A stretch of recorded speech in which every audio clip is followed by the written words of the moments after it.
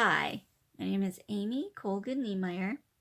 I'm a DIBA coach, a life coach. Acceptance. What is it and how can we reach it? Okay, first, what it is. It's a willingness to see reality without judgment.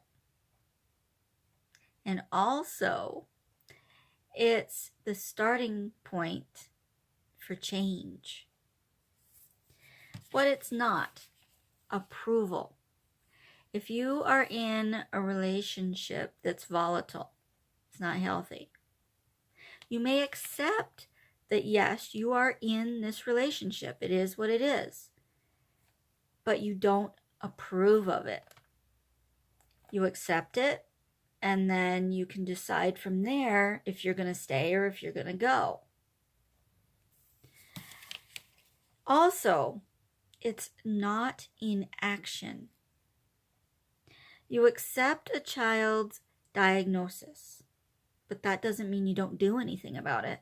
You get your child the care that they need. And putting up with misery, that's not acceptance either. You accept what's going on. You know it's happening. Now, how can you deal with it? And not grieving loss. Okay, you accept a death or an abandonment. It is what it is. But you are still grieving. You still go through the grieving process so that you can heal and find peace.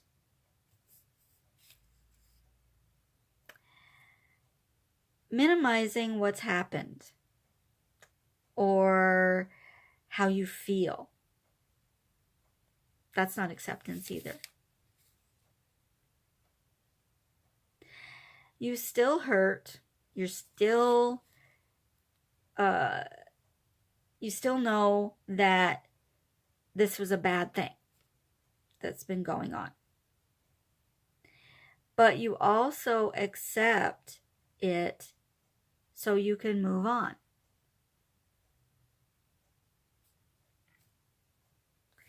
So how do you reach acceptance? Practice. Lots of practice. You acknowledge what happened or is happening without resistance or denial. It happened. You know that. That is the key. That you start there, you accept it, and then you move forward toward figuring, okay, all right, what now? What can I do about it? Now, why is it so important to practice this acceptance? We all have difficulties in our lives. They're not going to go away. It's not going to stop. So it's a fact of life. Things aren't going to always go our way.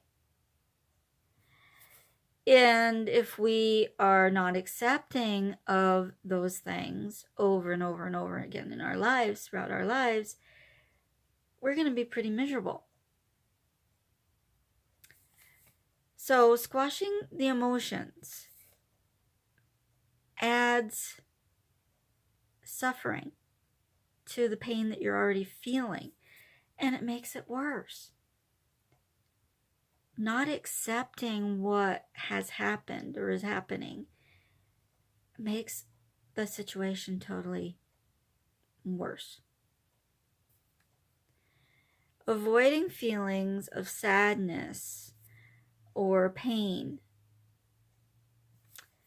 it also reduces our ability to find joy in life. If you are consumed with this bad thing that's happened and you cannot accept it, you ruminate about it, you can't stop thinking about it, you are not letting joy in. You're letting the negative, you're letting the pain overtake your life. You need acceptance to move on and have a balance. Of course, there's things that are going to be going wrong in your life, but there's also joy, and you need to bring that into your life as well and acknowledge that. And acceptance helps you do that. Avoiding emotions can lead to depression and anxiety, and you don't want that. Be good to yourself and accept what you cannot change.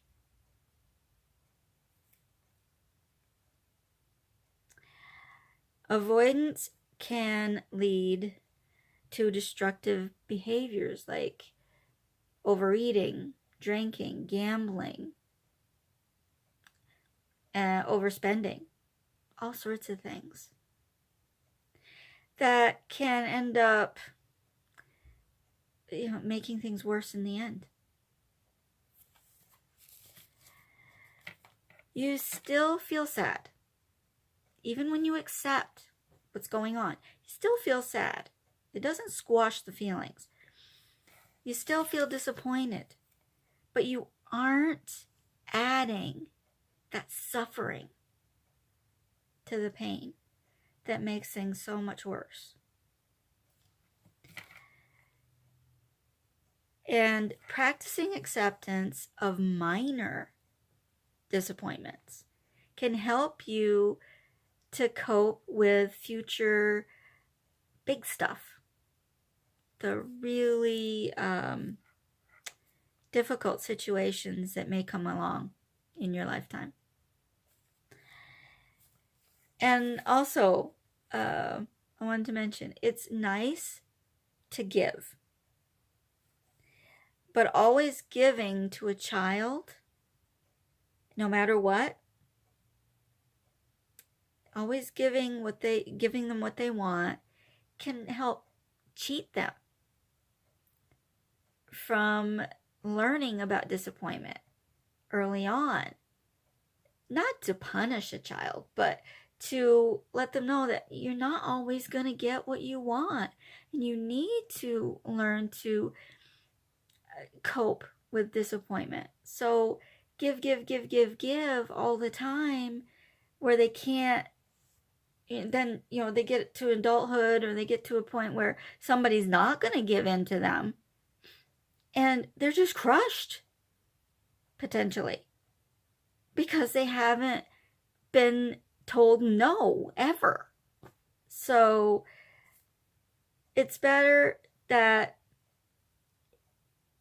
a child learns that they can't always get their way, in an appropriate and healthy manner, of course.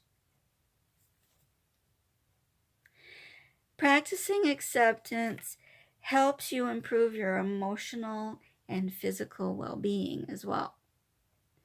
If you're always caught up in, who did me wrong, or, I'll never get over that job loss, or I'll never get over that person who let me down, then you're not going to have the maximum well-being, physically or mentally. It can really mess with you. So practice acceptance. Okay, now, this is an example. All right. If you can accept your chronic health issues, a job loss, a punishment by a parent, say grounding, then you're going to be better able to function and handle other disappointments, and handle it, and be able to heal and grow and learn and move on. Instead of saying, I wish I wasn't born with spina bifida. Well, I was born with spina bifida. I can't do one blessed thing about it. If I sat there and ruminated about it and blamed everybody under the sun about it, for it, that's not going to do me any good. It's better that I can do good things with it. I can help people learn about it. I can help people through coaching instead of sitting staring at the wall and feeling sorry for myself. Acceptance is much healthier than just moaning and groaning and complaining and feeling sorry for yourself and not being able to get past the pain. So learn, grow from disappointments, and learn to accept them and move on, because they're going to happen. It's your job to be level-headed about it. Saying, okay, it is what it is.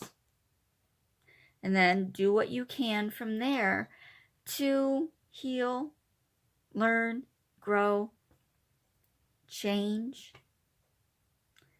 and live a happy life, a more fulfilling life.